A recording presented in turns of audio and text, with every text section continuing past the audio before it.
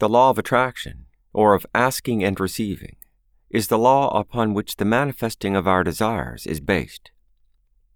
Our part is to become thoroughly familiar with this law and its operation, and to educate ourselves to have sufficient faith in it to look for and honestly expect desired results under it. When we have, by earnestly doing all that it requires of us, earned the right to such results.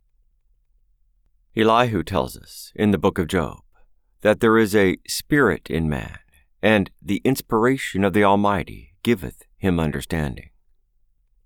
As often as we seek to obtain that understanding, we expectantly and believingly, listening, as it were, to the inner mind or voice, we shall surely receive it. Let us, however, take heed that our seeking is rightly done, that is, in accord with our Father's decree, in such instances, which is, when ye ask, believe that ye receive, and ye shall have. This is a positive promise that never has been and never will be broken. It is hardly necessary to say that to handle an indebtedness of $40,000, which is practically unsecured, and keep creditors reasonably quiet, is something of a task. And there were many days when I ardently wished old Lady Winslow had lived long enough to have invented a kind of soothing syrup that would have accomplished this task for me. Lacking such potent remedy, I frequently found financial navigation pretty strenuous work, for while I had a large and fairly profitable school and reporting business, which had to some extent backed my credit in obtaining this sum of money from the banks, its property assets were very light, and it was incapable of doing more than to maintain itself and provide for the interest payments on this indebtedness. Although at the time I knew nothing of the science of so doing, I soon discovered that I had made a grand, good beginning by going my way and telling no man of my difficulties.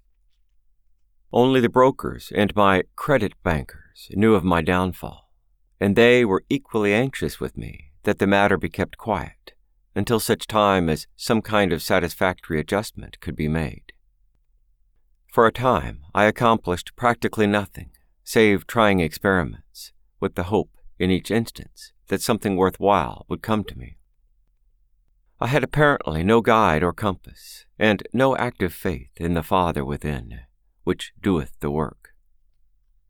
Every book, essay, or lesson bearing on the subject of successful accomplishment of which I heard I procured and read, hoping but not trusting I had found the solution of my problem.